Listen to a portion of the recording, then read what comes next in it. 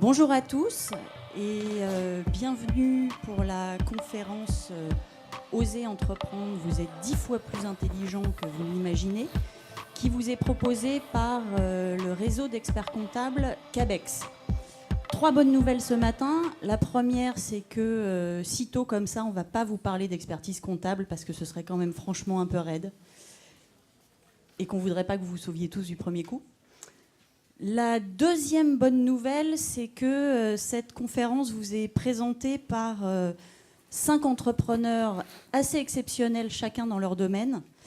Le premier, qui sera le chef d'orchestre de cette symphonie, c'est Christophe Bourgois-Costantini, entrepreneur endiable, puisque après avoir fondé et co-développé l'agence Athème spécialisée sur l'affichage grand format, il est devenu conférencier, executive coach. Accessoirement, vu qu'il a un petit peu de temps, il est également écrivain et jazzman. Donc c'est lui qui vous animera cette conférence. À ses côtés, 4 autres personnalités, non des moindres. Eric Costa, président de Citinov, directeur immobilier du groupe Galeries Lafayette. Nous avons également Thierry Grimaud, associé chez Valtus après avoir fait un passage parmi les associés d'Arthur Andersen et à la direction générale de chez Atos. Thomas Chabrol, qui, après avoir été ingénieur informaticien, s'est dit qu'il pourrait peut-être passer un CAP, un BEP de menuisier avant de finir gérant de l'entreprise qu'il a montée il y a 3 ans, qui s'appelle Cube, et qui est spécialisée dans les travaux tout corps d'État. Et enfin, Gad Ederi, qui, après avoir été trader international pendant 15 ans, s'est dit que finalement, ce serait peut-être pas mal d'ouvrir une galerie de photographie sur la rive droite. C'est parmi les plus jolies galeries de photographie spécialisées, notamment dans les photos d'astronomie. Et donc, ils sont là pour vous expliquer l'autre bonne nouvelle, c'est que donc vous êtes 10 fois plus intelligent que vous ne l'imaginez. Ils vont vous expliquer pour eux comment est-ce qu'ils se sont rendus compte de ça. La dernière bonne nouvelle, enfin, c'est que plutôt que de vous mettre sur la pointe des pieds et de photographier les cheveux de votre voisin avec des photos floues, pour ceux qui voudront le support de la conférence, il suffira juste de nous donner votre adresse mail et on vous l'adressera après. Ça sauvera du temps et justement pour Gad, pas se voir flou sur des photos qui ont été prises pendant la conférence. Ce sera mieux. Je vous demande de les accueillir très fort. Merci à vous.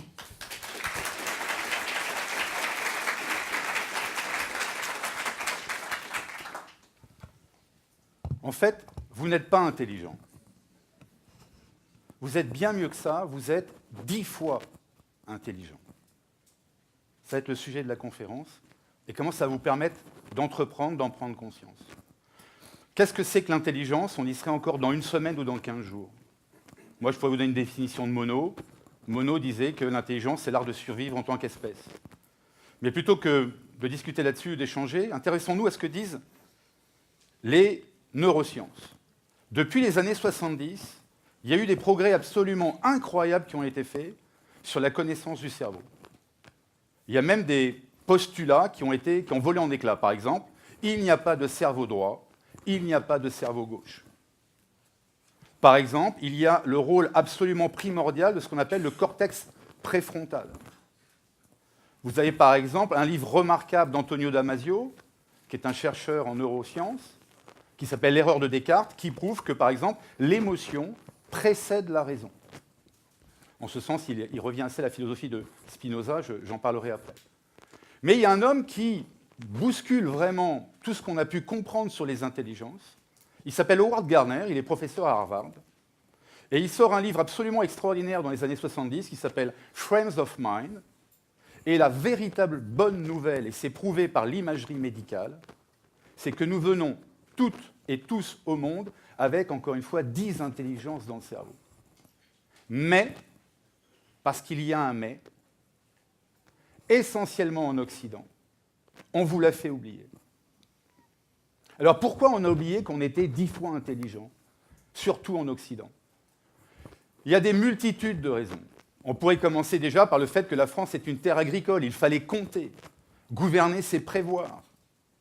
On a tout d'un coup la conquête des astres. Il faut prévoir des trajectoires. Parce qu'in fine, on a peur de la mort, on a peur de se faire heurter par une planète. C'est ça la finalité. On pourrait parler de Descartes, que j'aime pas tellement, parce que Descartes, lui, il dit qu'il est venu au monde avec une seule intelligence primordiale, c'est celle des maths. Et puis surtout, il y a quelqu'un qui nous porte un coup absolument fatal, parce qu'on vous avait fait oublier que vous étiez 10 fois plus intelligent, c'est notre ami inventeur du quotient intellectuel. Je veux parler d'Alfred Binet en 1905. Le gouvernement lui demande une méthode pour classer les gens entre intelligents ou pas intelligents en 1 heure de temps.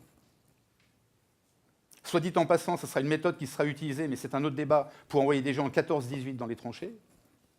Mais voilà, on vous dit qu'en fait, il y a une seule intelligence quasiment, c'est celle des maths. Et on est comme ça depuis l'école. Alors selon Alfred Binet, il y aurait d'un côté les gens qui ne seraient pas intelligents.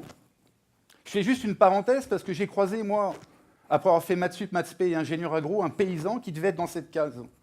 Je l'ai vu sortir à 11h du soir, ce paysan, avec son tracteur. Je lui dis, mais Maurice, qu'est-ce que tu fais? Je lui dis, mais Christophe, c'est la pleine lune ascendante. Je vais avoir 15% de rendement en plus. On t'a pas appris ça à l'école? Non, on ne m'avait pas appris ça dans mon école d'ingénieur. Et certainement que si Maurice avait fait le QI, il aurait eu 70, 65. Puis vous avez les gens qui sont pas mal. Donc là, on se situe à peu près entre 80 et 130. Et puis il y a les gens comme vous, entre 130 et 160, des véritables génies, avec, à titre d'exemple, et je le dis pour les blondes qui seraient dans la salle, parce que Sharon Stone culmine à 160, comme quoi on peut être blonde et intelligente, ce que nous n'en avons jamais douté. Donc où est-ce que ça nous conduit, ça? Ça nous conduit à une seule vérité, celle des chiffres, celle des datas, celle du culte de la performance, celle de sortir de notre corps pour déposer notre esprit dans un cerveau, de finir soi-disant dans un cloud transhumaniste. Ouah, génial, on va finir dans un super cerveau, tous ensemble. On a quitté notre corps. Michel Serres, le grand philosophe, appelle ça l'exo-darwinisme. De combien de numéros de téléphone vous vous souvenez là? Avant, on s'en souvenait de 10, 15. Maintenant, à tout casser, 1 ou 2. Le corps perd. Et donc, on flotte. Et si on flotte, ça finit par toutes ces maladies contemporaines en entreprise, le burn-out, le bar-out, tout ce que vous voulez. Alors qu'encore une fois, vous êtes 10 fois plus intelligent que vous l'imaginez. Avant de vous parler de ces intelligences avec mes amis, je voulais vous exposer 3 cas précis. Le premier cas, c'est Rafael Nadal, avec lequel j'ai pu collaborer. Pour vous montrer je prends le... On vous avait dit que c'était une conférence extrêmement high-tech, hein, donc c'est l'élément le plus high-tech de la conférence.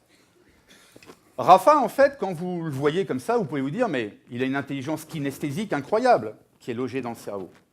Oui, on voit que c'est un type, il est droitier au départ, il joue de la main gauche, on voit qu'il est musculeux, qu'il se déplace facilement, etc. Donc ça ne vous étonne pas, l'intelligence kinesthésique, celle des sens, celle du physique. Mais Rafa, il a une autre intelligence incroyable, il a une intelligence relationnelle, là aussi logée dans le cerveau. C'est un bon client, disent les journalistes. Moi, j'ai passé 1h30 avec lui la veille de sa décima. Il est très cool comme garçon. Après, on s'est revus, à chaque fois, il était disponible. Il est disponible pour tout le monde. Donc, il a une intelligence relationnelle. Il a une intelligence du verbe et du langage absolument incroyable. Rafa, il me dit, moi, je n'apprends pas l'anglais pour répondre aux journalistes. Je veux comprendre la langue anglaise. Je veux aller dans le détail. Il lit Shakespeare. Là aussi, il fait appel à une intelligence logée dans le cerveau, dont vous parlera d'ailleurs Thierry tout à l'heure. Et enfin, il a une intelligence naturaliste, hors du commun. Il adore plonger dans les fonds sous-marins. Il adore comprendre l'écosystème. Il veut comprendre ce qui nous meut sur cette planète. Donc Rafa, en fait, il a développé des intelligences. Quand on le voit jouer à Roland-Garros, on se dit, mais on ne pense pas à ça. Mais il a une intelligence incroyable, Rafael Nadal. C'est quand j'échange avec lui, je lui dis, bon, tu regardes la balle? Il me dit, mais de quoi tu me parles? Moi, je ne regarde pas la balle. Je dis, attends, tu me dis que tu ne regardes pas la balle. Dans toutes les écoles de tennis, c'est regarde la balle, regarde la balle, regarde la balle. Il dit, non. Moi, je ne regarde pas la balle parce que depuis que je suis enfant, on me dit de me concentrer sur le son et le rythme que font la balle. Si Rafael Nadal, il confie une expertise dans un sens continu, qui était le premier sens que nous avions lorsque nous étions dans nos grottes et nos cavernes, avant de sortir dehors pour entendre les tam-tams, les pieds des animaux, alors que on confie une expertise encore maintenant à nos futures graines de champions françaises en la confiant à une intelligence discontinue. Là, je ne vous vois plus, mais je vous entends toujours. Et c'est grâce, entre autres, à cette intelligence-là que Rafa me dit « Je centre parfaitement ma balle à chaque fois parce que je suis concentré sur le son et j'entends surtout les pas de l'adversaire et ses placements. Donc je sais comment le passer quand il monte au filet, ou je sais exactement où il est. » Deuxième exemple, une personne que j'ai coachée, appelons-la Fabienne. Fabienne, elle a une logique mathématique, dans cette intelligence-là, remarquable, sauf qu'elle était acheteuse dans un grand labo pharmaceutique et elle s'est fait virer. Alors vous savez, quand vous faites virer d'une société, c'est toujours comme dans un divorce, c'est toujours du 50-50. Il y avait une part de Fabienne qui était plus heureuse dans cette société. Et elle renvoyait des CV en disant « je suis bonne en maths, en logique mathématique, je pourrais être directrice des achats », et ça ne marchait pas. Fabienne, quand elle vient me voir, elle a 50 ans, elle a 3 gosses, elle a la pression du mari qui dit « dis donc, on a emprunté un pavillon, il faudrait que tu retrouves du boulot, etc. » Donc, elle est limite du burn-out. Et la première séance, je la vois arriver chez moi, parce que je vis dans un endroit absolument atypique, et elle me dit « oh là, mais vous avez pété cette cloison, vous avez une photo de tel artiste, j'ai vu... » En fait, elle avait une intelligence spatiale qu'elle avait totalement oubliée. Donc on travaille là-dessus, séance après séance, elle se souvient qu'enfant, elle se repérait facilement dans les bois, qu'elle dessinait magnifiquement, etc. Donc on met à jour cette intelligence-là. Et puis une deuxième intelligence apparaît, l'intelligence relationnelle. Elle dit « ah mais moi j'étais chef de classe quand j'étais enfant, mais en fait tout le monde venait vers moi, j'étais la très bonne copine à qui on se confiait. » Elle l'avait totalement oublié, happée par le culte de la performance, happée par ses parents qui lui avaient dit, qui étaient des paysans, « tu feras des études, ma fille », au lieu de comprendre qui elle était, au lieu de comprendre qu'elle était 10 fois plus intelligente qu'elle ne l'imaginait. Et enfin, elle a développé une intelligence « qui suis-je » ? Qui suis-je ? L'intelligence interpersonnelle. Posez-vous la question que j'ai posée à Fabienne lorsqu'elle est arrivée, c'est qui pour chacun d'entre vous la personne la plus importante au monde ? Moi, quand Fabienne est arrivée chez moi, c'est la première question que je pose à mes coachés. Et après qu'on a eu travaillé sur elle, après qu'on a eu fait émerger ses intelligences, elle m'a dit « Christophe, la personne la plus importante au monde, c'est moi. » Et je lui ai dit « c'est bon, vous pouvez y aller. » Ce n'est pas de l'égoïsme, c'est de l'égocentrisme. N'oubliez jamais ça, en tant qu'entrepreneur ou futur entrepreneur. La personne la plus importante au monde, c'est vous. Elle a envoyé un seul CV, Fabienne, chez Barnes, pour s'occuper d'appartements atypiques. Et elle a été prise tout de suite. Et elle est heureuse. Dernier exemple que je vais vous donner, c'est Steve Jobs. Tout le monde connaît Steve Jobs, bien évidemment. Mais ce qu'on ignore chez lui, c'est que quand il est dans son garage avec Wozniak et qu'il y a l'énorme IBM qui est là, Big Blue, il dit à Wozniak, écoute, moi j'adore la littérature, j'adore la calligraphie. D'ailleurs, il sèche ses cours pour aller prendre des cours de la calligraphie. Il va en Inde, il va partout pour voir la beauté de la calligraphie. Il adore les textes de Bob Dylan, il développe une intelligence verbo-linguistique absolument incroyable. Et il dit à Wozniak, nous on va mettre 12 typos différents sur notre ordinateur. Le premier Macintosh s'est servi de l'intelligence verbo-linguistique de Steve Jobs pour prendre un avantage absolument incroyable sur Big Blue. Et ça va plus loin, rappelez-vous, parce que là, pour le coup, vous étiez nés. Lorsqu'il y a eu cette bagarre avec les droits, peut-être vous l'ignorez d'Apple, les droits des Beatles, la société des Beatles s'appelait Apple Corp. Et Steve Jobs et Apple étaient vraiment au creux de la vague. Mais Steve Jobs, il a un truc incroyable, lui, c'est qu'il adore la musique et le rythme. Mais il ne veut pas l'écouter n'importe comment. Encore une fois, il adore Beethoven, il adore Bob Dylan. Il veut que ça soit par respect pour ces grands génies, dit-il, il faut que le son soit parfait. Alors ces ingénieurs viennent avec des MP3, des choses comme ça, ils disent non, moi j'en veux pas, moi. Et c'est comme ça qu'Apple sortira iTunes, ce qui est actuellement la vache à lait du groupe. Donc vous l'avez vu, ces 3 personnalités, par exemple, qu'on vous a citées en exemple, ont été chercher des intelligences très éloignées de ce qu'on pourrait penser pour réussir. Alors quelles sont ces 10 intelligences ? La première, c'est l'intelligence des maths. Elle vous parle. J'aime bien cette phrase d'un grand économiste français du début du XXe, Alfred Sauvy, qui disait que les chiffres sont des êtres fragiles qui, à force d'être torturés, finissent par avouer tout ce qu'on veut bien leur faire dire. Le problème de cette intelligence-là, que je respecte, c'est qu'on ne voit que le monde matériel. On a oublié tout le reste. On a oublié l'immatériel. On ne raisonne que par équation. La deuxième intelligence, je vais m'arrêter un tout petit peu là-dessus, c'est l'intelligence kinesthésique. L'intelligence du corps, l'intelligence des sens. Quand vous regardez un petit peu la philosophie, depuis le début de cette philosophie, on est passé d'une philosophie grecque qui était anima sana in corpore sano, un esprit sain dans un corps sain, pas au-dessus qui flotte là. Pas le mental que vous décrivent les journalistes. Quand vous écoutez un journaliste sportif, c'est simple, hein, il n'y a pas 22 joueurs, il y a 44 joueurs. Il y a les 22 physiques et les 22 mentaux. Soi-disant que quelqu'un n'aurait pas le mental, ils ne savent même pas de quoi ils parlent. Mais le problème, c'est qu'on n'est plus dans notre corps. C'est essentiel de redescendre dans notre corps. L'intelligence kinesthésique, c'est celle des couturières, celle des cuisiniers, celle des chirurgiens, celle des sportifs.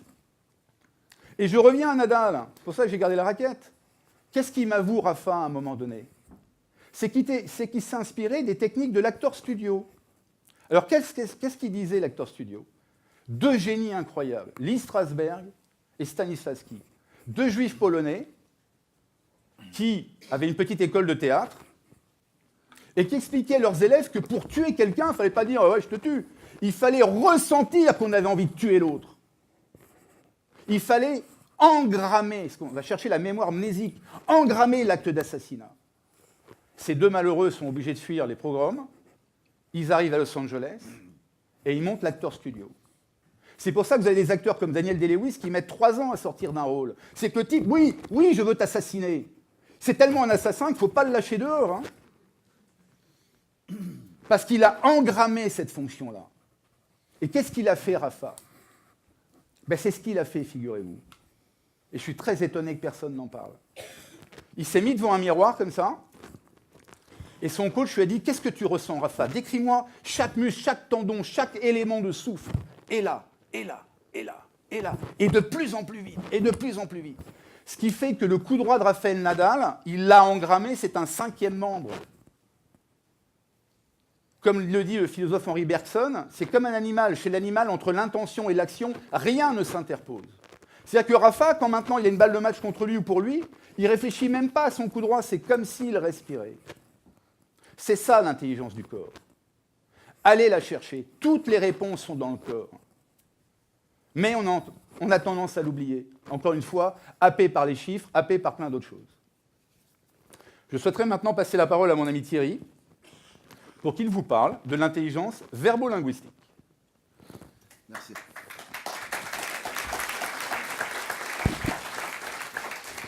Merci à toi, Christophe, et bonjour à tout le monde.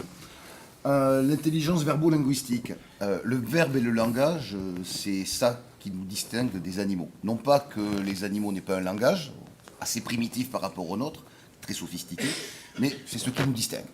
En tout cas, les animaux n'ont pas inventé le verbe et ils ont un langage rudimentaire. Nous, on a un langage, et un verbe, une pratique au quotidien. Encore faut-il que l'on se comprenne. Parce que pour se comprendre, il faut que l'émetteur que je suis présente quelque chose d'intelligible. Et il faut que quelque part le récepteur que vous êtes en ce moment puisse comprendre et les éléments pour comprendre. Bon, ça nous paraît évident parce que là, on se ressemble tous, on a même background, mais grosso modo, on se ressemble pas mal, on vient de la même culture, plus ou moins. Bon. C'est pas toujours pareil. Et la première fois que je m'en suis aperçu, c'est quand je me suis retrouvé en position d'enseignant. D'enseignant, non pas pour donner des cours de maths, on revient à l'intelligence mathématique, à des élèves de 5e en difficulté ou des élèves de seconde parce que j'étais étudiant pour financer mes études. Donc je me suis retrouvé en position d'enseignement parce que je suis plongeur sous-marin, j'adore ce sport et à 22-23 ans, j'ai passé mon monitorat. Et je me suis retrouvé moniteur de plongée au bord de la plage avec à enseigner à 2 personnes. 2 personnes, c'est pas énorme, 2 personnes. Et les 2 personnes, il fallait que je leur apprenne les principes de la poussée d'Archimède. Alors, devant le public de hauts diplômés, de super diplômés qui sont dans la salle ici, la belle affaire. La poussée d'Archimède, notion de 5e, à 2 individus, ça va le faire. Ouais. Sauf qu'il y en a un des deux, il a 30 ans, il est pilote de chasse dans l'armée française, c'est ce qu'on appelle un Top Gun. L'autre, il a 16 ans, il vient de rater pour la 2e fois son BE. Alors, le premier, il est dans les 5% les plus neuronés, les plus mathématico-machin de la salle. Le second, il a 16 ans. Il vient de rater pour la 2e fois son BEP compta. Il est dans les 5% les plus bas de la salle. Et ce qui n'empêche rien que sur l'intelligence kinesthésique dont parlait juste ensuite Christophe, ils n'étaient pas pareils, ils n'étaient pas égaux. Et le comptable raté était 10 fois meilleur que le Top Gun, qui en matière de manche à balai avait tout intégré. Lui, le manche à balai, il a gardé toute sa vie en termes de plongée. Donc là, je suis au bord de l'eau, je suis au bord de la plage, je suis en tongs et en t-shirt, ils sont en tongs et en t-shirt, ils sont 2, ils ne sont pas 450, ils sont 2, il faut que je leur fasse sentir la poussée d'Archimède, sachant qu'il y en a un des deux, je sais qu'à la 3e, chose qu'il considérera comme une banalité, ne va plus écouter, va se dire mais c'est qui ce crétin, et que l'autre, premier concept de physique rudimentaire de niveau technologie de 6e, va lâcher. Eh bien, c'est pas évident. Et la façon dont j'ai procédé, c'est que j'ai fait appel à ce que moi j'appelais un talent. Mon ami Christophe appelle ça une intelligence, que l'on m'a révélé en CM1. En CM1, j'ai mon instit qui m'a dit « Tu parles par métaphore ». Alors j'ai cherché le dictionnaire, métaphore, image. Quand je parle, je projette des images. Depuis tout petit, j'aime bien parler avec des métaphores, j'aime bien, plutôt que d'expliquer les choses avec des phrases compliquées, j'essaie de présenter des métaphores. Je parle par image et c'est que les gens comprennent mes images. Et c'est le don du conteur dont tu parlais tout à l'heure, c'est le don du conteur, c'est le don du vendeur, c'est le don du commerçant. De projeter non pas des trucs techniques, non pas des grandes explications, mais des images que tout le monde va plus ou moins comprendre. Donc je suis au bord de ma plage. J'ai mes 2 individus. Bon, l'histoire ne va pas dire qu'est-ce que je leur ai expliqué, parce que d'abord, vous vous en foutez. Vous n'êtes pas plongeur, la poussée d'Archimède, ce n'est pas exactement ce qui vous passionne ce matin, et vous n'êtes pas venu pour écouter ça. Ce que je voulais juste vous faire remarquer, c'est que tout à l'heure, quand je vous ai commencé à vous parler de mes tongs, vous m'avez tous vu au bord de la plage. Vous êtes tous dit, putain, comment j'aurais fait? C'est ce que je voulais que vous vous rappeliez. Parce que je ne vais pas vous expliquer la poussière d'Archimède, je ne vais pas vous expliquer comment on parle à 2 personnes qui ont un QI, alors qu'ils sont aux deux extrêmes du diagramme tout à l'heure de Christophe, etc. C'est pas ça que je veux que vous redonniez. D'abord, c'est trop compliqué, je ne sais pas l'expliquer, je ne suis pas assez intelligent pour, moi aussi, c'est comme ça. C'est pas ça que je voulais que vous reteniez. Je voulais juste que vous reteniez que vous avez, d'un seul coup, vous êtes vu sur la plage. Et j'ai fait appel à cette intelligence verbo-linguistique qui est que j'arrive à projeter des images. Et j'ai simplifié. Simplifier, ça veut dire rendre accessible à l'autre. Et dans la communication, c'est important. J'ai simplifié une situation où vous pouvez tous vous projeter. Vous êtes au bord de la plage en train d'apprendre à 2 personnes. Application pratique pour vous. Parce que le but du jeu, c'est quand même que vous sortiez avec quelque chose de la conférence. Vous êtes ici pour trouver une idée, pour trouver des partenaires, pour trouver des fonds, pour trouver un banquier, pour trouver un comptable, pour trouver des marchés, pour trouver plein de choses. Pour trouver comment monter votre boîte. Et donc, vous allez avoir besoin de communiquer, de séduire les gens, de les attirer dans vos recherches. Je fais une chose, c'est qu'on déteste tous les toubibs. On déteste tous les informaticiens. On déteste tous les hauts fonctionnaires. Pas parce qu'ils sont méchants. Ils ne sont pas méchants. C'est juste qu'on ne comprend pas ce qu'ils disent. Ils ont un jargon. Ils parlent technocrate. Ils parlent technique. On ne comprend que dalle. Et donc, on ne les aime pas. Bon. Moi, ce que je vous propose, c'est de vous faire aimer, de simplifier, de faire en sorte d'éviter le jargon, d'éviter le langage technocrate. Et vous verrez, ça marchera beaucoup mieux dans les couloirs là-bas si vous leur expliquez simplement ce que vous cherchez avec des trucs qui vont vous essayez qu'ils comprennent tout de suite. Vous mettez à leur niveau, qui peut être différent du vôtre, ce qui n'est absolument pas un critère de qualification des uns et des autres. Voilà. Mon but, c'est communiquer, simplifier les choses pour être entendu des gens, parce que c'est pas parler qui compte, c'est être entendu. Merci Thierry, merci beaucoup. Pour parler de la 4e intelligence visuelle spatiale, qui est celle des explorateurs, celle des architectes, celle des cuisiniers, je demande à Thomas de nous expliquer, de prendre la parole. Merci Christophe. Eh bien, je vais essayer de faire preuve de compétences verbo-linguistiques, aussi bien que Thierry. Et je vais vous parler donc de l'intelligence spatiale. Alors, qu'est-ce que c'est que l'intelligence spatiale?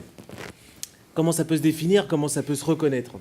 Si vous avez des enfants qui sont en primaire, Vous avez peut-être vu passer des exercices avec des cubes aplatis, des patrons de cubes.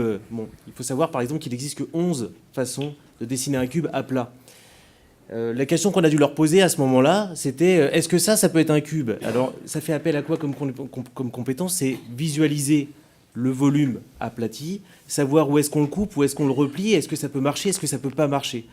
Bon, moi, cette compétence-là, j'ai toujours trouvé ça très simple, en fait. Ces questions-là, je les ai toujours trouvées très simples. Je me suis forgé là-dessus. Quand j'ai découvert ce fameux cube aplati, je devais avoir 10 ans. J'en ai fait des décompositions dans tous les sens. J'ai fait des octas, des docahèdres, enfin toutes les formes que vous voulez, qui étaient des solides qu'on pouvait aplatir en plan, qu'on pouvait dessiner, découper, des triangles, voilà, j'en ai fait des maquettes. J'adorais ça. Et c'est ça la compétence spatiale. C'est la faculté de savoir lire un plan, de savoir se repérer dans l'espace. J'ai jamais eu trop de problèmes. Je me souviens, j'étais avec mon beau-père et je lui disais, en plein milieu de Paris, je lui disais, de toute façon, c'est par là, c'est au nord. Lui, il était parisien d'origine, ça lui parlait pas du tout, quoi. Pour lui, c'était les stations de métro et ainsi de suite. Et cette compétence-là, c'est quelque chose dans lequel je me suis retrouvé à la lecture du livre de Christophe et que j'ai pu identifier dans mes compétences que j'utilisais tous les jours et sur lesquelles j'étais capable de m'appuyer. Donc la compétence spatiale, c'est la géométrie dans l'espace. Qu'est-ce que ça peut être la géométrie dans l'espace? Souvenez-vous de vos cours. Là, ça devait être en primaire. Deux droites parallèles se rencontrent à l'infini. Je ne sais pas si vous avez déjà entendu parler de ça. Voilà, ça devient un peu technique, ça devient un petit peu... excuse-moi Thierry, hein, voilà. Mais bon, ces choses-là, pour moi, ça a toujours été une évidence. Et il y a une chose qui est très claire, c'est qu'on n'est pas bon en tout. Par contre, il y a des facultés. Thierry, tu parlais de talent. On parle d'intelligence. Il y a des facultés qu'on a tous en nous et qui font qu'on est capable de faire des choses compliquées pour les autres, mais qui sont simples pour nous. Dans mon cursus, moi, j'ai fait de l'informatique bancaire, puis une grosse reconversion professionnelle dans le bâtiment.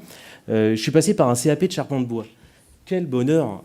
Une année de bonheur intense à apprendre ce métier-là, avec un travail de ses mains, bien sûr, mais aussi un travail du trait, un travail qui permet de, comment dire ça, de dessiner une charpente à plat et à partir d'éléments singuliers, c'est-à-dire des coupes, des angles, des longueurs, de construire un ensemble qui tient la route, quoi, qui est très concret pour le coup, qui porte une toiture. Aujourd'hui encore, je m'aperçois que j'utilise cette compétence au jour le jour. Comment vous dire ça? Très clairement, un projet de rénovation dans le bâtiment, tout corps d'État, il fait appel à énormément de détails. C'est une complexité qui est entretenue parce qu'il y a plein de lots différents. On parle de plomberie, de carrelage, de peinture, de menuiserie et ainsi de suite. Et chaque intervenant, chaque technicien voit un peu son compte à lui et manque probablement de vision d'ensemble. Intégrer tous ces ensembles, c'est une vraie problématique qui existe à toutes les échelles de chantier, qu'elles soient petites, on rénove une cuisine, ou énorme, on fait 10 000 m² de plateau de bureau. Dans les gros chantiers, ce problème se pose moins parce que les intervenants professionnels font des réunions qu'on appelle des réunions de synthèse et qui permettent justement d'aller au-devant des problèmes qu'on peut rencontrer dans cette gestion de la complexité.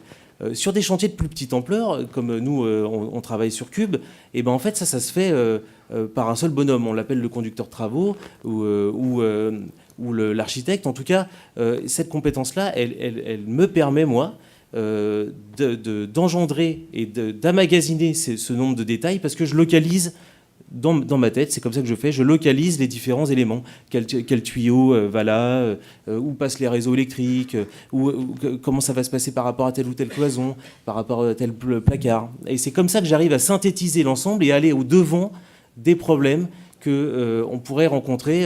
Tiens, la fenêtre ne s'ouvre pas parce que j'ai le plafond qui tombe dedans, vous voyez, par exemple. Alors, des anecdotes dans le bâtiment, vous en aurez tous probablement, mais l'idée de parler de cette compétence spatiale, c'est bien justement là,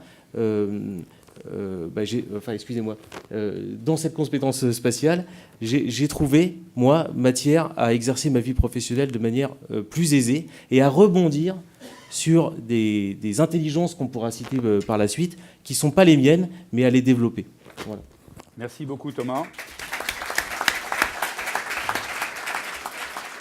Ce qu'il y a de remarquable dans les deux premiers témoignages, si vous voulez, c'est qu'en fait, ils n'avaient pas conscience qu'ils avaient ces intelligences.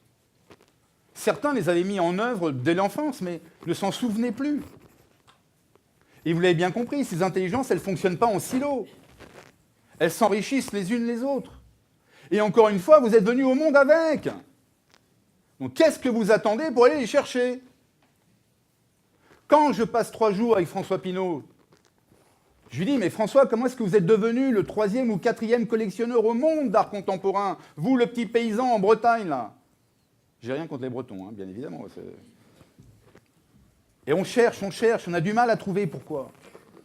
Et à un moment donné, je le vois, c'est pratiquement le dernier soir, il a ce trait de génie, il me dit, je sais pourquoi. Je lui dis, mais expliquez-moi, là, je suis prêt à boire ces paroles. Il me dit, mais parce que moi, dans ma ferme familiale, dans ma petite menuiserie familiale, mon père m'emmerdait pour mettre les planches de bois absolument parfaitement alignées, les unes à côté des autres. Et il m'a dit, ça y est, j'ai compris, l'art minimaliste, Donald Judd, Carl André, ça m'a parlé tout de suite. Ben, qu'est-ce qu'il fait? Il voit des tableaux comme ça, il les rafle avant tout le monde. Il est dans son univers. Ok, les tableaux, ils prennent 50 000 fois le prix après. Mais François Pinault, c'est un type qui embrasse les arbres 1 fois par semaine, qui a replanté la forêt de Brocéliande. Il a une intelligence naturaliste incroyable. Léonard de Vinci disait « Scrute la nature, c'est là qu'est ton futur ». 6e intelligence, l'intelligence rythmo-musicale. Je ne vais pas vous en parler, je vous en ai parlé avec Nadal. Mais moi, j'aime bien ces vieilles expressions françaises, vous savez, qui parlent du corps, qui parlent... Et retenez juste celle-ci. Nous sommes sur la même longueur d'onde. C'est une musicalité de la relation humaine. 7e intelligence, et j'appelle mon ami Eric Costa, pour vous parler de l'intelligence du temps. Bonjour. Alors l'intelligence du temps, c'est en fait quand Christophe qui m'interrogeait un peu sur ce qui était déterminant, ce qui avait été déterminant dans mon parcours professionnel et moi je suis un professionnel de l'immobilier, de l'initiation de développement de projets, de programmes immobiliers. Et donc moi j'ai été plutôt parti aussi sur peut-être l'intelligence spatiale ou mais en fait en discutant avec Christophe, je me suis rendu compte qu'il y avait justement ça qui était lointain un peu dans l'enfance, qui m'avait toujours intéressé, qui était le rapport au temps.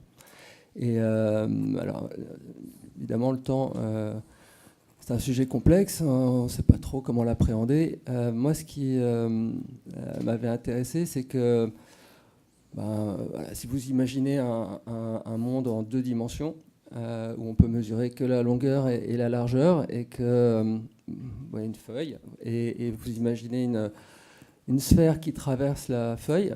En fait, dans ce monde en 2 dimensions, l'interaction avec la sphère, ça va être d'abord un point, puis un cercle qui va s'élargir au fur et à mesure que la sphère traverse et qui va se rétrécir.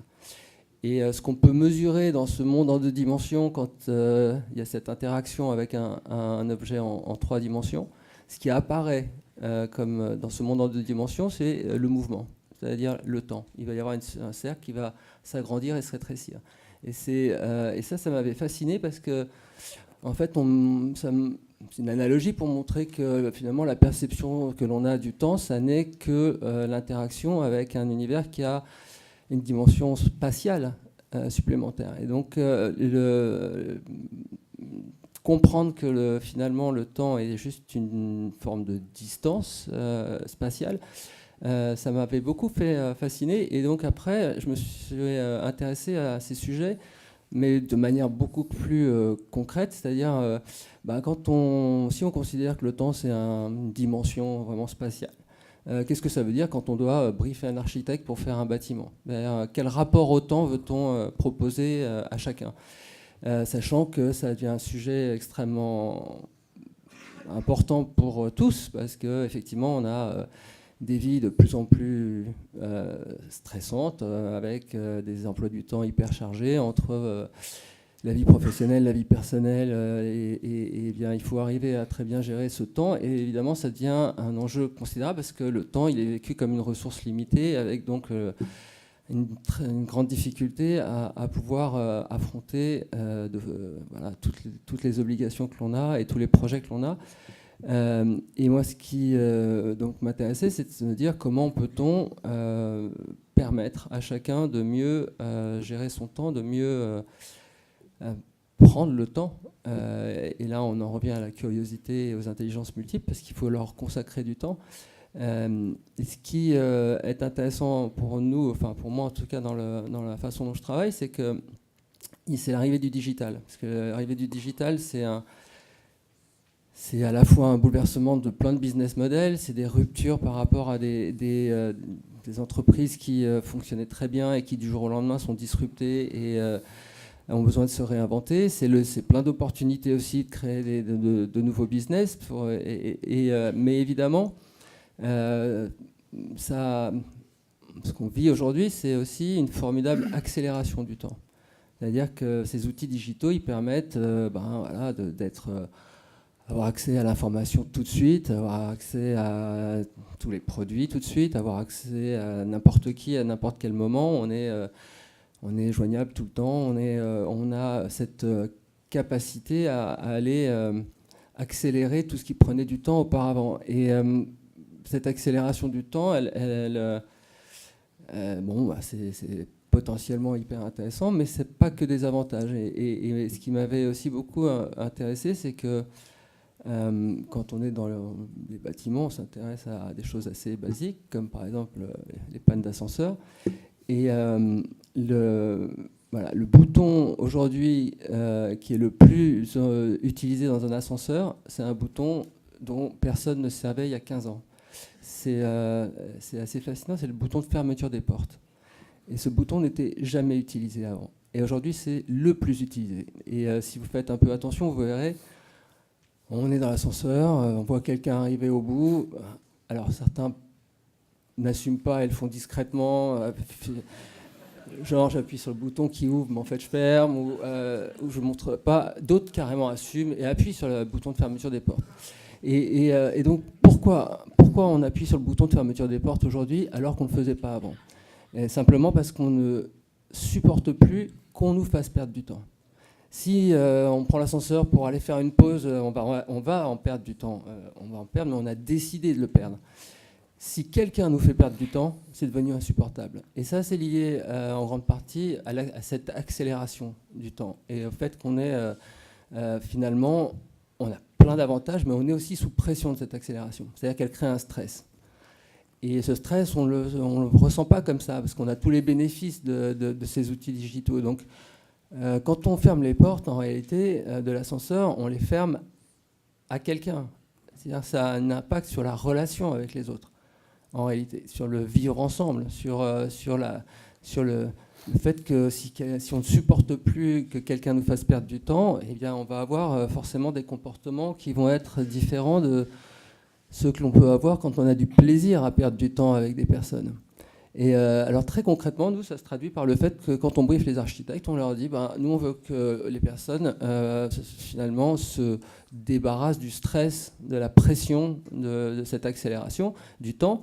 Et donc, il faut revoir complètement les codes architecturaux des bâtiments pour qu'au contraire, plutôt qu'être dans une logique de rythme, d'efficacité, etc., parce que ça, à la limite, autant être en ligne, on veut au contraire favoriser le fait de prendre le temps, perdre du temps, ce qui veut dire perdre de l'espace. C'est-à-dire arrêter d'essayer d'optimiser les mètres carrés, etc. On leur dit, on veut un peu plus d'optimisme, mais un peu moins d'optimisation. C'est-à-dire que c'est vraiment le vide dans un bâtiment.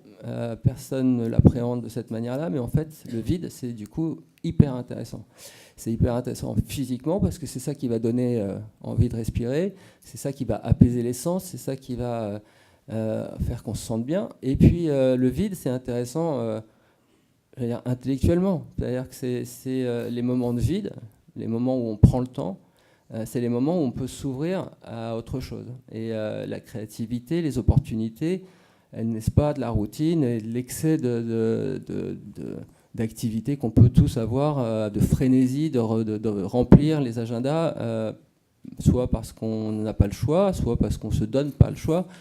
Et donc, voilà, moi, ce rapport au temps, ça veut dire que, très concrètement, je vous assure que j'ai un agenda bien chargé. Néanmoins, je neutralise des heures dans cet agenda quel que soit le sujet, quelle que soit l'activité, quels que soient les enjeux, je bloque des heures où je ne fais rien. Rien pour juste prendre le temps, faire autre chose, développer d'autres intelligences, être curieux de ce qui se passe autour de moi. Je ne sais même pas à quoi ça va servir. Je me dis juste que ça m'évite, finalement, dans tout ce stress du quotidien, ça m'évite d'en subir les conséquences. Et que peut-être, grâce à ce temps, je travaillerai mieux, je serai plus sympa, j'aurai un peu plus de qualité de relation avec les autres, et que ça se transposera dans finalement même la qualité de la production de travail que je fais. Donc voilà,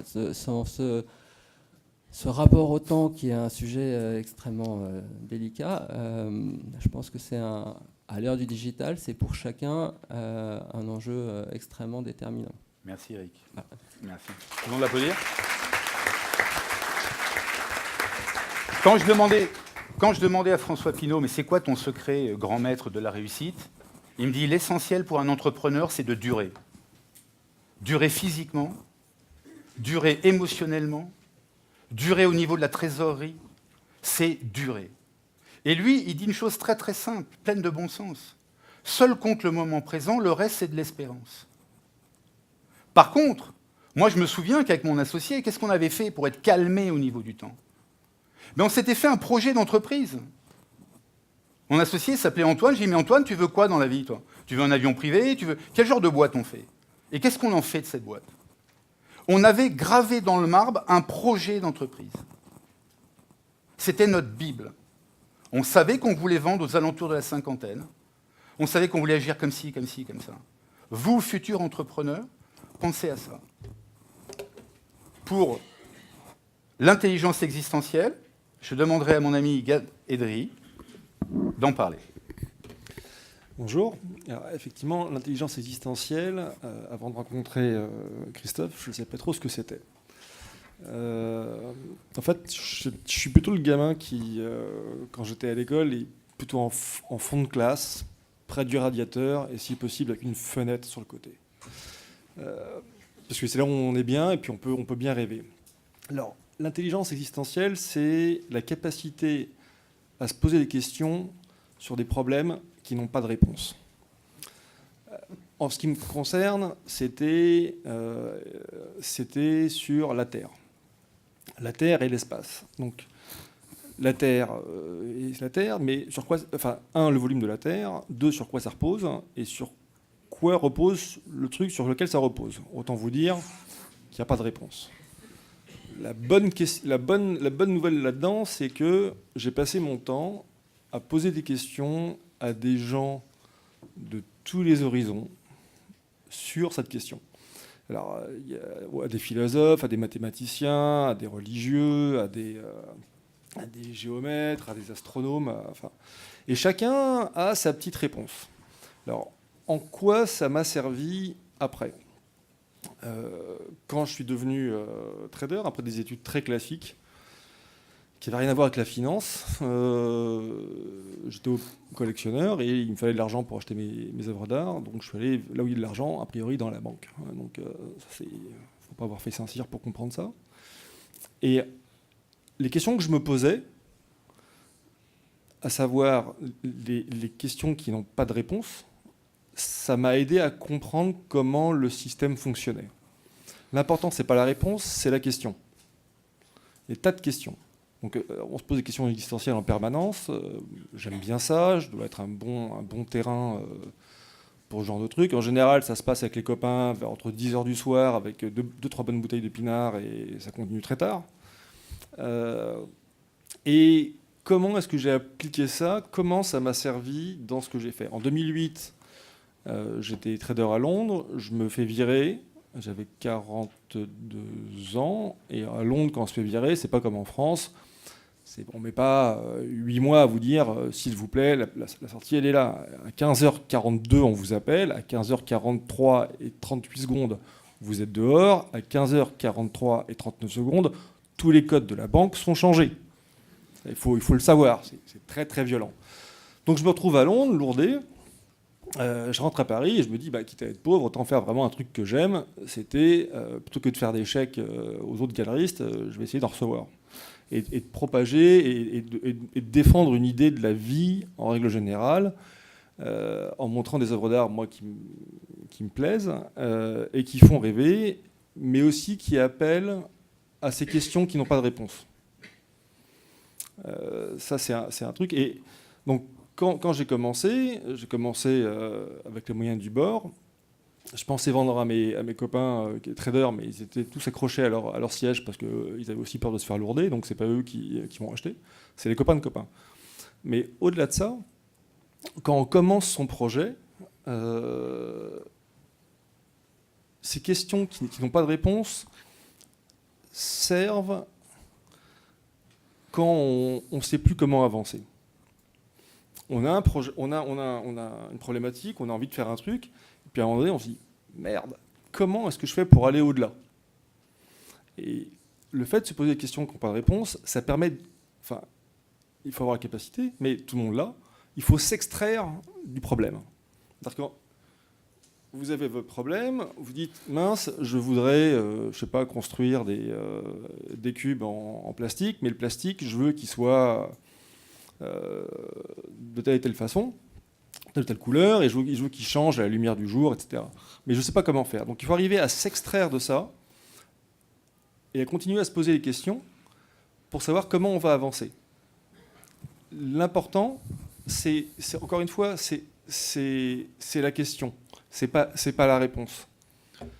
Et il y a plein de fois où vous allez vous retrouver en se disant, comme c'est arrivé à plein d'entrepreneurs, si j'avance pas, dans 2 mois, j'ai plus d'argent pour payer mon loyer, pour peu que vous ayez une ex-épouse, hein, je vous en parle même pas. Et il y a toujours le petit miracle qui fait que ça continue à avancer. Et ça, en fait, il faut arriver à regarder au-delà de l'échéance. Je sais que ça paraît facile à dire comme ça, mais l'échéance, elle n'est pas devant vous. L'échéance, c'est ce que Christophe disait tout à l'heure, c'était qu'est-ce que vous voulez dans la vie? Et si vous vous focussez, si vous êtes concentré sur ce que vous voulez dans la vie, à savoir 2 choses. 1, comme le rappelle Christophe, la personne la plus importante au monde, c'est vous. Il n'y a pas tergiversé de ce côté-là, c'est vous et que vous. Et 2, où vous voulez aller. À partir de là, toutes les portes vous sont ouvertes. Il faut savoir prendre du recul. Eric parlait du temps et des questions qu'on peut se poser quand on en a, mais j'ai jamais eu l'impression, en rêvant, de perdre mon temps. Au contraire, j'en gagne. Je gagne du temps sur ce que je veux faire et sur comment je veux avancer. Donc, je vous souhaite à tous d'arriver là où vous avez envie d'arriver, chacun avec sa route, chacun avec sa chance parce qu'il en faut. Et bon vent à vous. Merci beaucoup, Gad.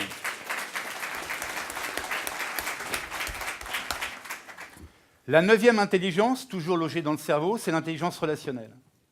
Alors je vais faire un tout petit focus là-dessus parce que, en tant que futur entrepreneur, ça pourrait vous servir. Moi, j'ai vendu ma boîte, pas mal de millions, je vais à HEC, le roi n'est pas mon cousin, pour apprendre le coaching. Je paye la formation. Premier cours, le grand maître de conférence dit « c'est celui qui dit qui est ». Je me dis « putain, j'ai quand même pas payé cette formation pour m'entendre dire un truc de la cour de récréation ». C'est la phrase la plus forte que j'ai jamais entendue de ma vie. À chaque fois que quelqu'un va vous reprocher quelque chose, pensez que vous fonctionnez comme un miroir. C'est celui qui dit qui est. Et même chose pour vous. Qu'est-ce que je vois chez l'autre que je n'aime pas chez moi? Ça, c'est une clé primordiale pour apprendre à lâcher prise. Qu'est-ce que je vois chez l'autre que je n'aime pas chez moi? Et dans le droit fil de ça, comprenez la différence entre échanger et discuter. Dans ce putain de pays, on ne sait faire que discuter. Ah ça, pour discuter, on sait faire. 10, c'est le préfixe 10 séparatif. L'échange. Vous êtes en droit de penser ce que vous pensez, je suis en droit de penser ce que je pense. Il n'y a que comme ça que c'est fécond. Dans une entreprise, avec des clients. au sein même de votre famille. Parce que ça veut dire que si l'autre vient réveiller chez vous quelque chose que vous n'aimez pas, c'est chez vous qu'il y a le problème. Moi, vous pouvez me traiter de connard, hein, demain en me croisant, ou me dire tout à l'heure, votre conférence, elle est nulle. J'en ai franchement rien à faire. Mais non, parce que je sais ce que je vaux. Je connais mes défauts, mes qualités. Je n'existe pas au travers de cette conférence. Vous comprenez? Ça, c'est échanger. Vous êtes en droit de ne pas aimer cette conférence. Je suis en droit de ne pas aimer la cervelle au... je ne sais pas quoi, d'ailleurs. Vous comprenez? Ça, c'est hyper important. Autre chose, apprenez à inverser le sens de transmission. Moi, j'étais vraiment très, très con les 10 premières années de ma vie d'entrepreneur. Je donnais des ordres à mes collaborateurs. Faites l'inverse. Offrez un espace à vos collaborateurs, à vos enfants. Prenez pas cette posture de nos parents qui, parce qu'encore une fois, ils se sont sortis socialement d'un truc, il fallait qu'ils donnent des ordres, que ce soit les patrons qui soient en bout de table lorsqu'il fallait dîner, etc. Ouvrez le dialogue à vos collaborateurs, à vos enfants. Moi, j'ai la garde de 2 enfants encore assez jeunes. À chaque fois, je leur dis, qu'est-ce que vous avez appris aujourd'hui à l'école? Exprimez-vous. C'est la même chose en entreprise. Tous ces gens qui sont des entrepreneurs avec lesquels j'ai échangé, ils font ça avec leurs collaborateurs. Qu'est-ce que tu m'apportes aujourd'hui? Et enfin, faites cohabiter des intelligences différentes. Quand vous allez à un rendez-vous, vous allez peut-être avoir un collaborateur, ah oui, il ne sera peut-être pas bon en marge brute, mais peut-être qu'il va repérer la photo derrière le meuble où il y a une partie de chasse. Et comme il aura une intelligence naturaliste de dingue, il va expliquer à l'autre qu'effectivement, le canard vert à col je ne sais pas quoi qui tient, il est de cette telle... Et il va créer du lien. On ne vend pas des produits, on vend des relations humaines. Facebook vaut plus cher que Total. Et les anglo-saxons qui ont tout compris, ils ne disent pas je te donne mon attention. To pay attention. Donc, cette intelligence relationnelle que vous avez, qui est en vous, elle a une valeur incroyable.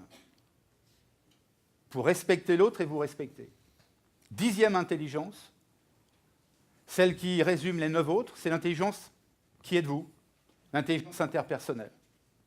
Et force est de constater, si vous voulez, j'ai interviewé 150 personnes pour mon livre, des gens très différents.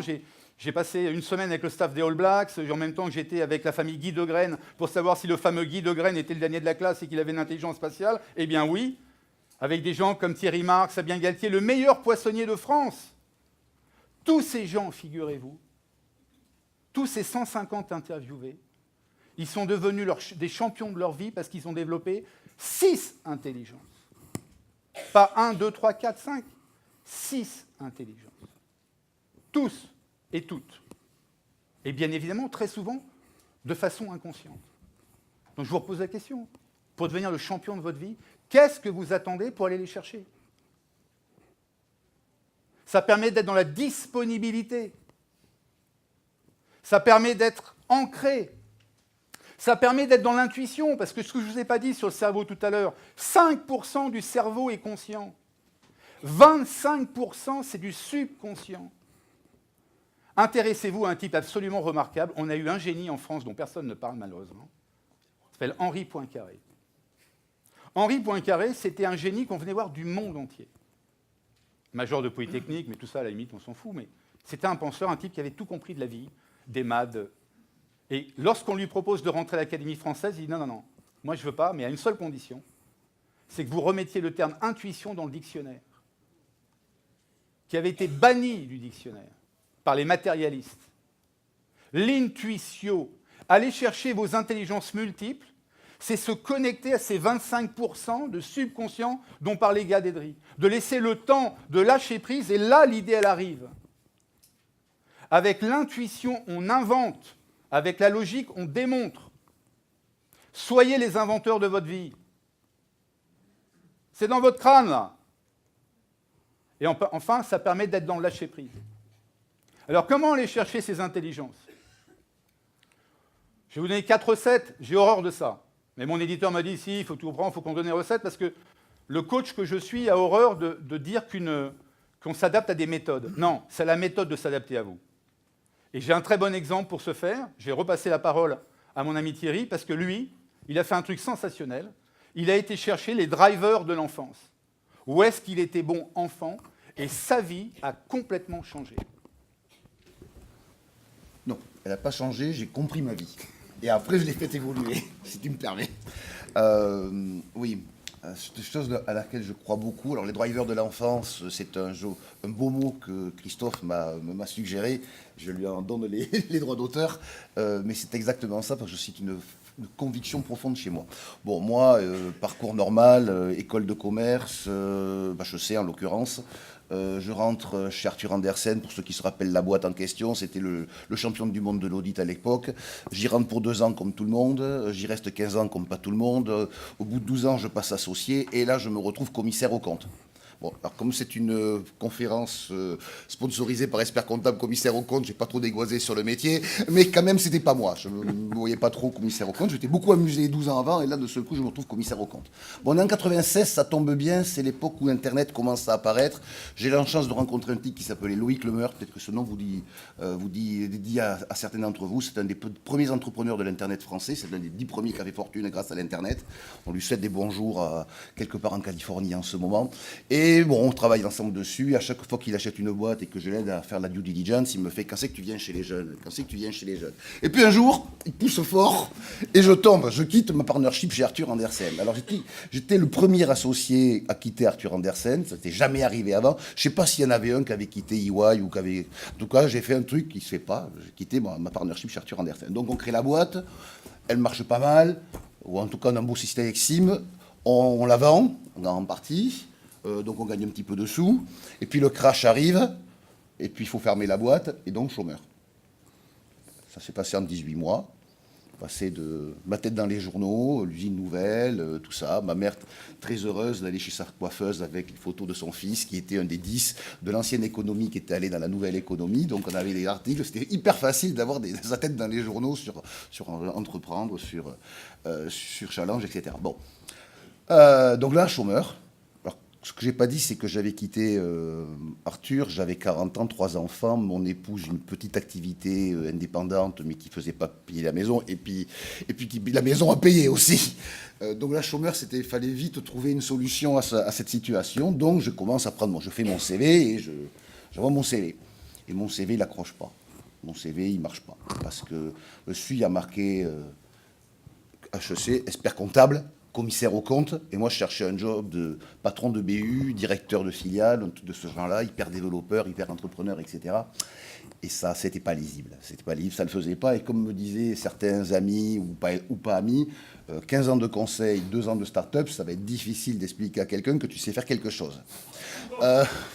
Donc, je me suis retrouvé, comme peut-être certains d'entre vous, à se dire, waouh, comment je vais le faire? Et là, je suis rentré dans ce que j'appellerais une introspection assez forte. Voilà. Je me suis posé la question, qui suis-je, que fais-je, pourquoi je suis là, qu'est-ce que j'ai fait quand j'étais petit, etc. Et surtout que c'est une bonne question que je me suis posée. Qu'est-ce que j'ai fait quand j'étais petit, entre autres? Je me posais la question de c'était qui moi? Parce qu'il fallait vraiment réécrire un CV, il fallait trouver quand même à quoi je... Puisqu'il y avait des gens qui me disaient que je n'allais pas pouvoir expliquer à grand monde que je savais faire quelque chose, il fallait bien que je m'explique à moi-même qu'est-ce que je pouvais faire. Et qu'est-ce que j'avais envie de faire, surtout. Et je me suis posé la question qui, pour moi, est la vraie question qu'il faut se poser. Je vous suggère de vous la poser. Qu'est-ce qui vous a fait plaisir?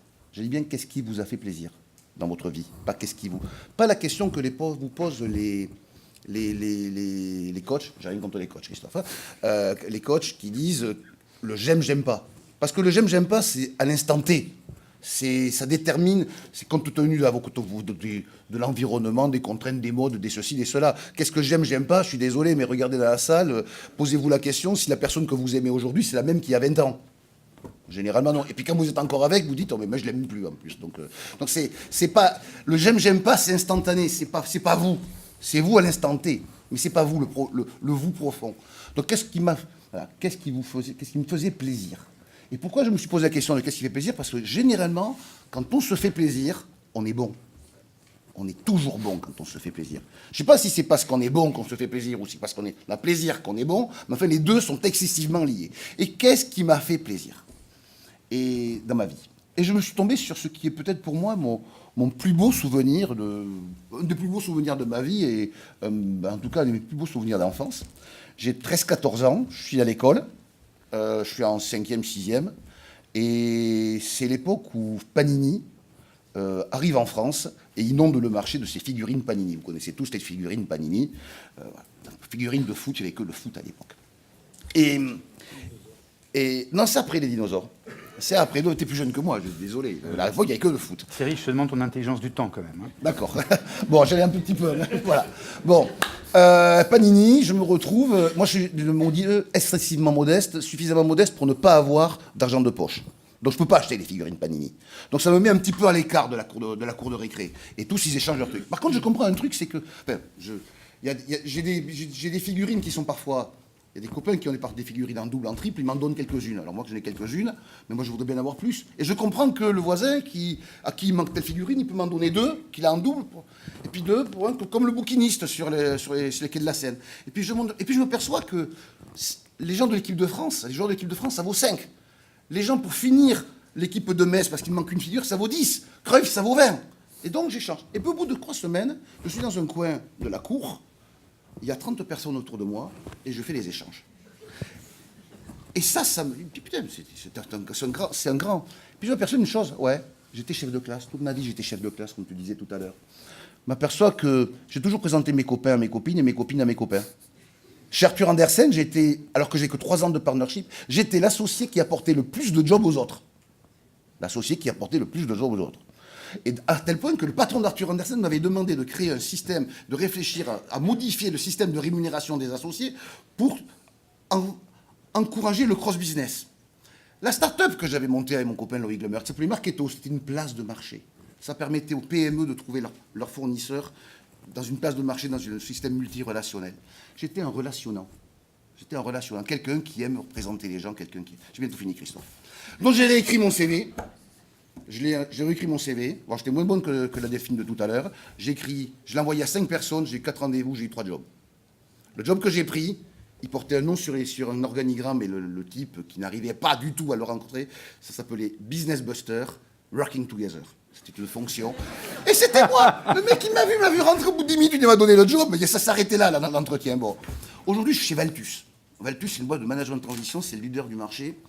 En gros, mon job, c'est de faire une sorte de chasseur de tête pour trouver des cadres en urgence. En gros, je veux virer mon directeur financier parce que ça marche mal et la boîte va tomber dans pas longtemps.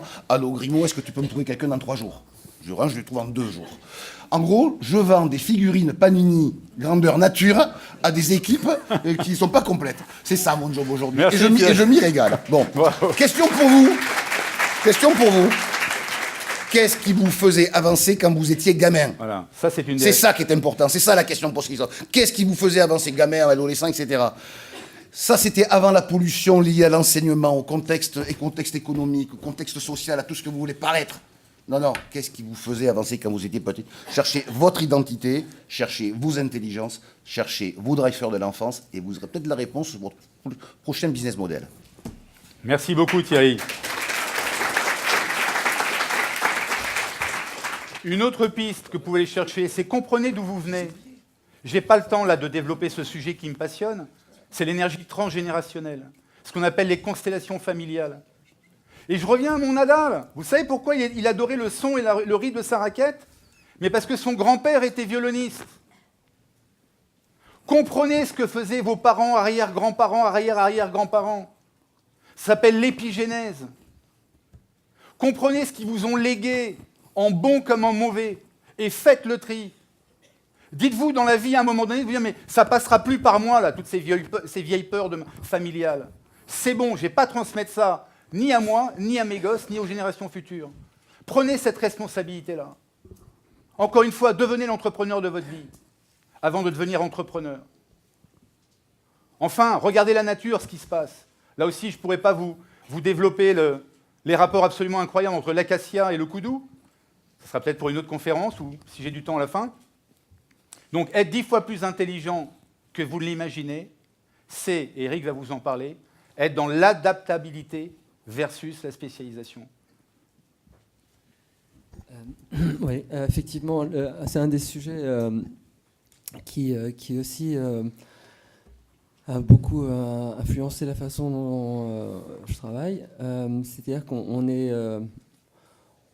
on a tous été formés avec une prédominance de l'intelligence logico-mathématique et la rationalité et tout le progrès, parce que ça reste un progrès du XXe siècle, est un progrès en fait rationnel, progrès industriel, un monde d'équations, d'ingénieurs. Et donc, par définition, quand on est dans une logique industrielle, on va essayer d'optimiser, de dupliquer, de répliquer les mêmes produits partout. Et donc, par définition, quand on duplique les mêmes produits partout, on ne prend pas nécessairement en compte les questions d'environnement, et pas seulement d'environnement naturel, mais aussi d'environnement social ou culturel, puisque par définition, on fait la même chose partout. Et cette logique industrielle, aujourd'hui, on en sort, elle a atteint ses limites, parce qu'effectivement, on a pris conscience d'un certain nombre d'enjeux, ou en tout cas, on s'est rendu compte que ça ne réglait pas nécessairement tous les objectifs de chacun. Et donc, qu'est-ce que ça veut dire de sortir de cette logique industrielle et de réintégrer des questions d'environnement? Ça veut dire effectivement sortir d'une logique de spécialisation et d'expertise, du coup. Parce que ce qui va avec cette logique rationnelle et industrielle, qui a formaté complètement le monde dans lequel on a vécu et les valeurs qui ont été les nôtres, c'est qu'il faut être hyper spécialiste. Il faut être le meilleur dans un domaine, il faut être expert dans un domaine. Et du coup, on reconnaît évidemment la valeur professionnelle d'un expert. Alors aujourd'hui, avec cette complexité beaucoup plus importante et le fait d'aller chercher ces dimensions qu'on avait mis de côté pendant très longtemps, il faut enrichir et passer d'un profil d'expert à un profil de multi-généraliste, d'être capable d'appréhender d'autres sujets, ce qui veut dire s'intéresser à d'autres intelligences, ce qui veut dire s'ouvrir et être curieux dans d'autres domaines de manière à enrichir les profils. Et donc la question aujourd'hui de l'adaptabilité, comme le disait au monde, qui est un processus vraiment de l'évolution naturelle, c'est pas de renforcer une expertise indéfiniment en se disant qu'il faut aller le plus loin possible dans la même direction et que c'est ça la clé pour pouvoir réussir et trouver sa voie. Paradoxalement, c'est parce qu'il y a une part de risque là-dessus, parce qu'on n'a pas été formé à ça, on n'a pas été dans l'idée que encore une fois, perdre du temps et se disperser sont des moyens de réussir, alors que paradoxalement, aujourd'hui, c'est bien ça le sujet. C'est-à-dire que avoir la curiosité, s'ouvrir à plein de sujets différents et accepter de ne pas les maîtriser, c'est-à-dire on ne peut pas être expert en tout, mais ça veut dire qu'il y a un moment, il faut, comme le disait Christophe tout à l'heure, il faut lâcher prise. Il faut abandonner l'idée d'avoir le contrôle et la maîtrise de tous les sujets. Et à partir du moment où on veut développer plusieurs intelligences, il faut renoncer à avoir une maîtrise complète de toutes les problématiques. Mais pour avancer aussi dans une entreprise, il faut avoir cette capacité à gérer un certain nombre de sujets qui nous échappent et abandonner l'idée de tout maîtriser. Et la condition de la réussite, souvent, c'est se lâcher prise sur cette complexité, pour arriver à l'appréhender, cette complexité, pour arriver à réussir dans un environnement aussi difficile, avec autant de paramètres. Paradoxalement, il faut se faire confiance en abandonnant l'idée de tout contrôler, de tout maîtriser, et au contraire, d'accepter le fait que plein de choses nous échappent, mais qu'en se familiarisant avec ça, on va appréhender cette complexité et que paradoxalement, c'est ça qui nous permettra de réussir. Merci Eric. C'est mon avant-dernière slide. Dans le droit fil de ce que dit Eric, c'est très simple. Encore une fois, imaginez un moteur. Vous êtes venu au monde avec un 10 cylindres. Mais peut-être qu'avant cette conférence, vous ne saviez pas que vous aviez ce 10 cylindres. Et que vous faites peut-être fonctionner 1 ou 2 cylindres. On s'en fout que les 10 cylindres marchent. On a juste vu qu'il fallait un minimum de 6. On n'est pas dans le quantitatif, on est dans le qualitatif. Le but de la vie, c'est de se dire, c'est ce qu'on appelle le télos. C'est qui je suis. Et le but que vous voulez atteindre, être riche, être beau, célèbre, c'est le scopos. Mais on ne peut pas atteindre le scopos. On n'a pas cette volonté, on n'a pas cette toute-puissance. Et je puis vous dire, et ils le confirment toutes et tous, c'est que vous pouvez atteindre votre but à partir du moment où vous laissez le but de côté. Réfléchissez combien de fois vous avez eu des succès, vous y attendez le moins, des contrats qui arrivent, parce que vous étiez dans le lâcher-prise. C'est quoi cette fameuse métaphore du kyodo japonais, du tir à l'arc et du lâcher-prise dont vous parlez, Eric, à l'instant? Ben, c'est simplement ça. Votre télo, c'est qui je suis. Je m'accepte comme je suis, avec mes défauts, avec mes qualités, mais, comme le disait Spinoza, il n'y a que deux émotions dans la vie, la joie et la tristesse. Je suis dans la joie de découvrir qui je suis. Et c'est ça qui va me mouvoir toute ma vie. Quand vous entendez parler de chemin de vie, c'est exactement ça. Et plus vous allez être concentré sur votre télo, sur qui vous êtes, plus vite le scopos arrivera. J'ai interviewé dans mon livre Lionel Torres, champion du monde du tir à l'arc. C'est pas rien, un champion du monde de tir à l'arc. Et c'est donc la métaphore du lâcher-prise. Donc il était là, il s'entraînait à Toulouse, il était médaille d'or. Tchac, tchac, tchac. Puis il y a un japonais qui vient. Un maître japonais. Ils se connaissent tous dans ce milieu. Et le maître japonais dit à Lionel, est-ce que tu peux me prêter ton arc et ta flèche? Mais je vous en prie, grand maître. Et le japonais, il est là, il est dans son télos. Il est tellement heureux d'accomplir son art, c'est très nietzschéen hein, ce que je vous raconte, très Spinoza, que de foutre dans la cible ou pas, lui il s'en fout, mais Lionel ne le sait pas. Donc le grand maître japonais, il est là, il prend le temps, mais je fais vite parce qu'on n'a plus beaucoup de temps, tchac, la flèche, et il rate la cible. Qu'est-ce qu'il fait, Lionel le cartésien? Il dit, mais grand maître, vous avez raté la cible. Et le grand maître lui dit, mais Lionel, qui te dit que je visais la cible?